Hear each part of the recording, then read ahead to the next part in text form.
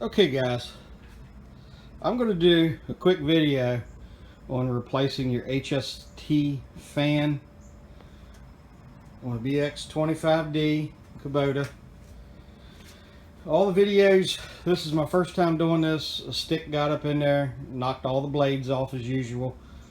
All the videos I've seen on YouTube say you gotta strip the tractor completely down, take the motor mounts loose, either move the motor forward or tilt it back or up or whatever to give you room to replace that fan.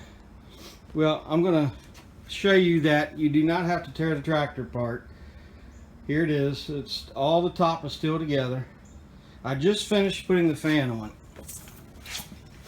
I will peek under here and I'm going to tell you how you do it. And it takes about 3 hours. Okay.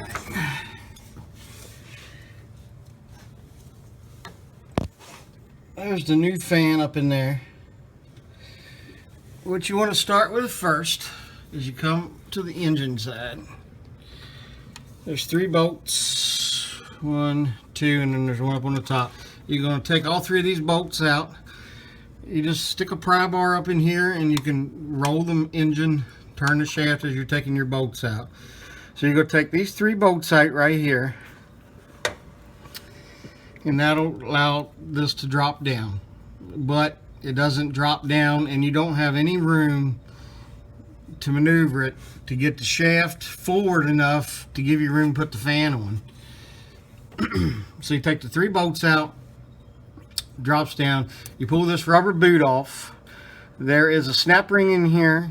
You take that snap ring out, and actually let me back up a step. Once you drop this down, then you come here. There is this hub right here that's bolted to the crank. There's 3 bolts in it. You're going to take these 3 bolts out, take this one out, take your pry bar, rotate your engine, take your second one out, rotate your engine, take the third one out. This CV joint here will move about 1 inch back and forth. It'll slide on this shaft. Okay? Once you get these 3 bolts out of this hub, you take one hand, grab the shaft, pull back. Then you can slide this hub out and tuck it. There's room. You can tuck the hub right up in here out of your way. Okay? Now that gives you about 3 inches here once you get that hub out of the way, which is still not enough room back at the fan. So what you got to do is pop the boot off, take the E-clip or the snap ring off in here. This hub will slide right off, plenty of room, and tuck it. I tucked it back up on this side, out of my way. You can watch when you pull this apart, there's four balls. When you pull this hub off, there'll be 4 exposed balls around the shaft here.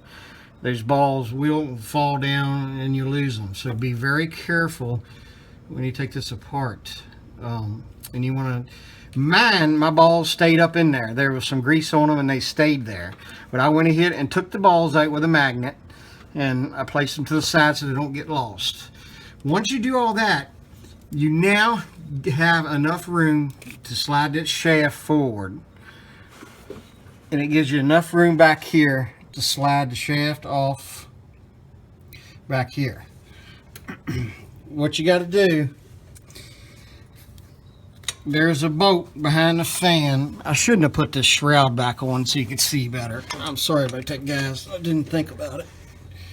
But back here on the back side of the fan is one bolt that goes up through that clamps the shaft on the transmission shafts. There's one transmission bolt that you got to take out in order to access the bolt, and that bolt can be taken out from down here. Everything can be taken out. There is a slot in the fins on this transmission down here that you rotate your shaft and your fan that lines up, that you can get a socket up in there to take that bolt out of the clamp that clamps on the transmission shaft. So you got one transmission bolt you have to take out in order to give you room for your socket to slide up on that bolt. But I did everything from down here. The fan is flexible. Of course, the broken one is easy to get down out of there. The new one is kind of tricky.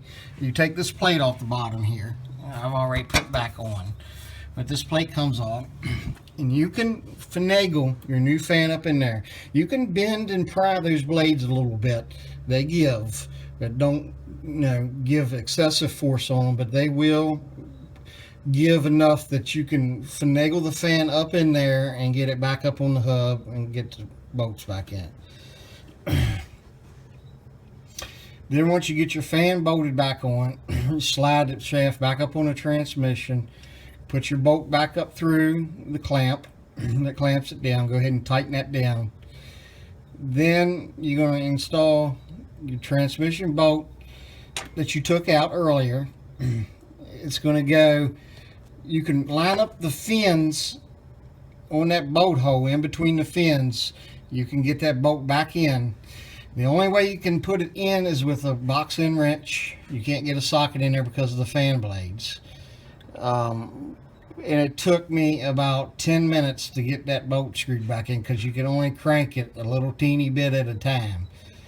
So you just got to be patient and just keep working your wrench until you get it worked back in and get it tight. That probably took the longest of this whole process, was getting that transmission bolt back in, but it can be done. But it's all back together, and everything can be done from underneath the tractor. Oh, get up here. You do not have to take anything apart up the top. I thought I'd make this little quick video to show you guys that that fan can be replaced from underneath. It takes about 3 hours. The transmission bolt was probably the worst of it. Not getting it out, but because the fan was broke, so it was easier to get out with a socket. But with your new fan, it's tricky. But just be patient. It takes time. But I figure 3 hours of laying under this is better than 6-7 hour videos that I saw on YouTube, tearing the whole top of the tractor down, taking all the sheet metal off and taking the motor loose. That does not need to be done. So thought I would share this. Okay, thank you.